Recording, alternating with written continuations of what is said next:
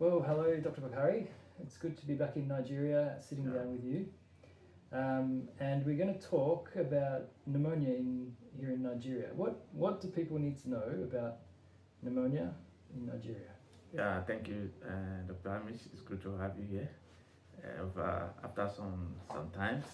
Well, regarding your question, I would say pneumonia is a leading cause of under 5 mortality, and globally and also in Nigeria.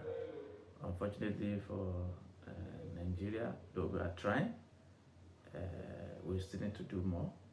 And currently, we do not have a national champion.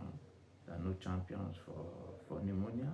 Yeah. And we don't have national programs specific or directed at pneumonia.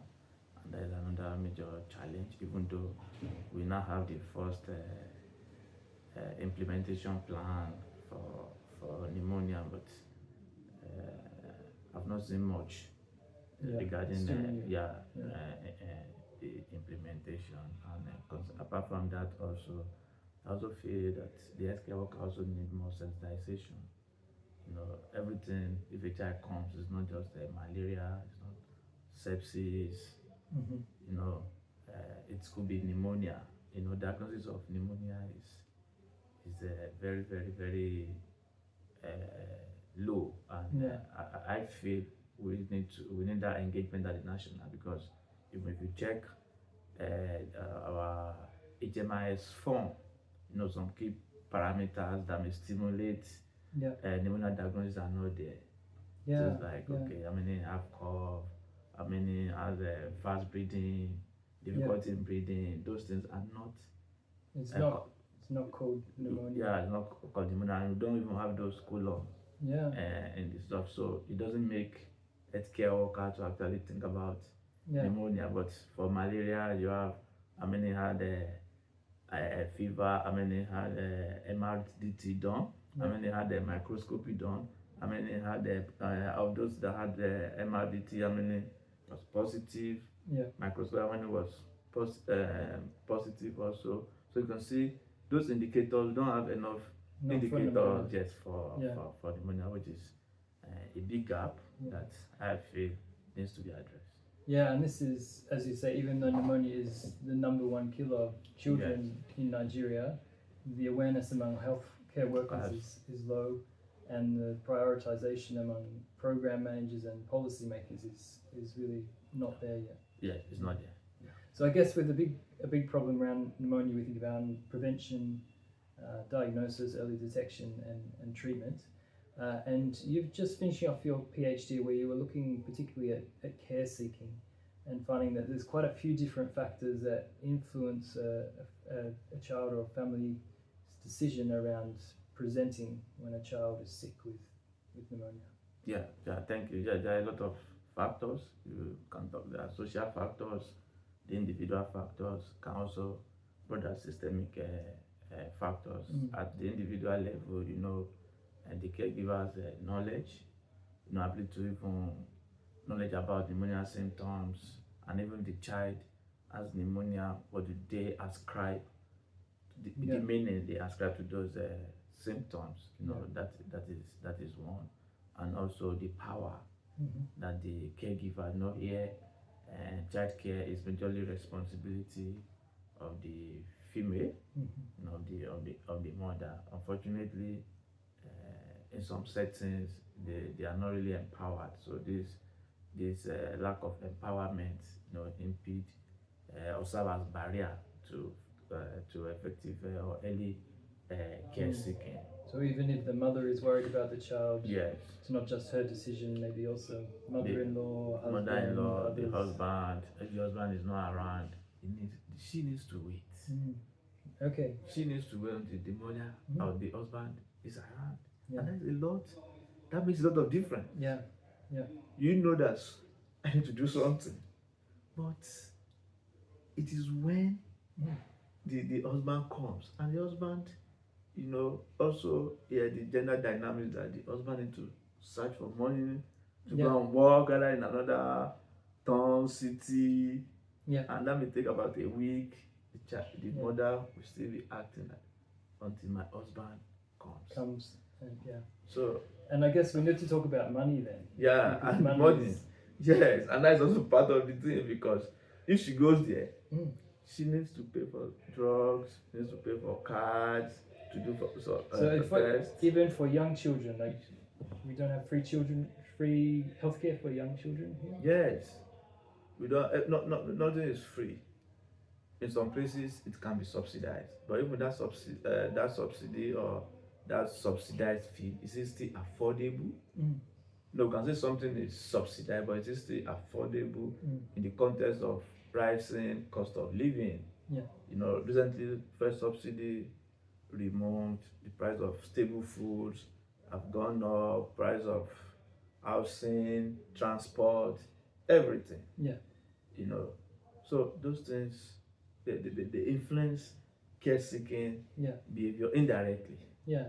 And then I guess even when there's a decision that yes, we're worried enough about this child, we want to take them to care, it's not necessarily to a hospital or a clinic that they first present. Yes, so sometimes they go to PPMV or go to private drug sellers. Yeah, the private drug sellers, or they even go to traditional birth attendants. And one of the things that happen, and I'm taking a look at it, it is not their fault. Because sometimes when they go to clinic, hospitals, the bureaucracy may be there. You can start passing blame to them, not respecting them, talking to them anyhow. And then sometimes also, I feel healthcare workers need to do more. Perhaps there is delay in intervention. Even this person has come to the hospital, but we do not act fast. Something like this person's responsibility.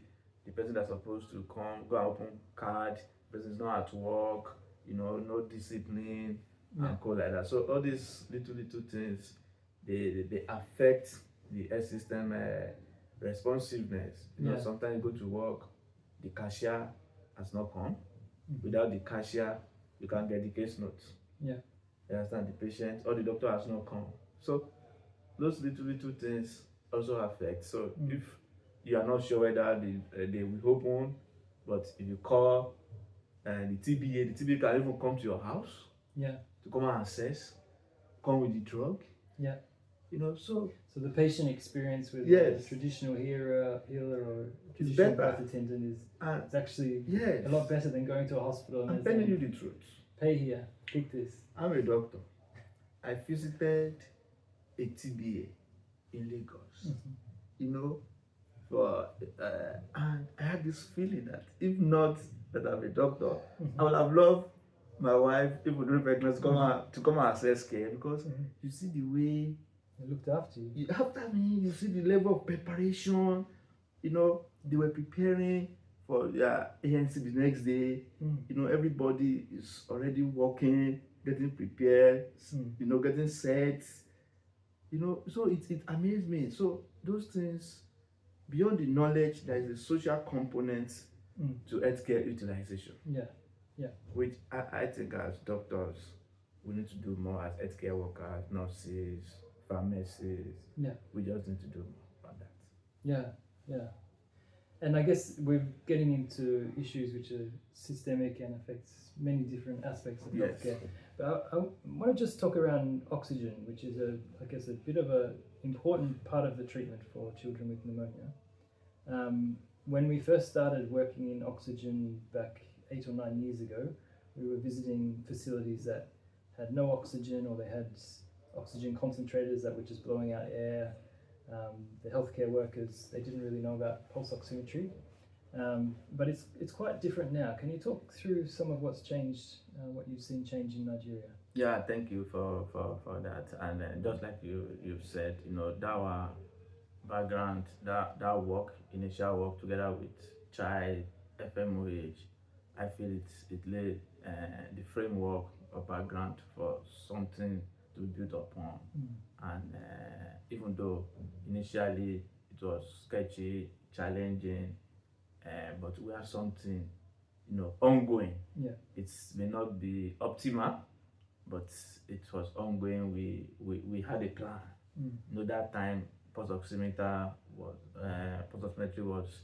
adopted as the fifth vital sign based on the work that we did and our recommendation. And I feel the federal government, because that also provided facts for the federal government, to also engage other policymakers, like Dr. Shetak, because those things require advocacy. But with these research findings, you can push for need for policy change and things. And I think with that, we now have pulse oximeters, being distributed, across many facilities since COVID. When COVID now came, it provided opportunity to strengthen existing framework that we had that time. So and since COVID, a lot of actors have come into oxygen space, and I also feel we now have good coordination from the Federal Ministry of Health. The COVID did not meet us unprepared. Not that we are fully prepared, but at least we had started something on oxygen, and I can say that I'm actually impressed by the FMOH leadership, especially the coordination of activities. Now we now meet regularly every 3 months, and also now have this idea of an oxygen desk at the state level. So coordination point for oxygen at the state level. And now even very soon we are proposing that it should even go to facility level also. But now we have oxygen desk at the state level. They meet regularly, to actually give reports about oxygen related activities in their state, and it helps to know what are the available opportunities in the state that can be tapped in, what are the challenges that need to be addressed. So and also the national level also provide a forum whereby partners can report on their activities, so that we can leverage on what others are doing, so for efficiency. So I'm actually really impressed with what is happening in the oxygen space, though there still needs to address some gaps, but I think we are better than where we were 5 years ago. And it's big changes, because you mentioned the national oxygen policy. There's updated guidelines. There was a new national oxygen strategy, which is a concept that WHO has picked up. But Nigeria is one of the first countries to have a national oxygen strategy, which is now into its second version. And it's all fine to have these on paper, but you've just talked about how it's actually being implemented and enacted. So thank you for your time today, Dr. Bakare. I wish you and the team all the best for the ongoing work, and it's really great to hear some of your ideas today. Thank you so much for the opportunity. Thank you.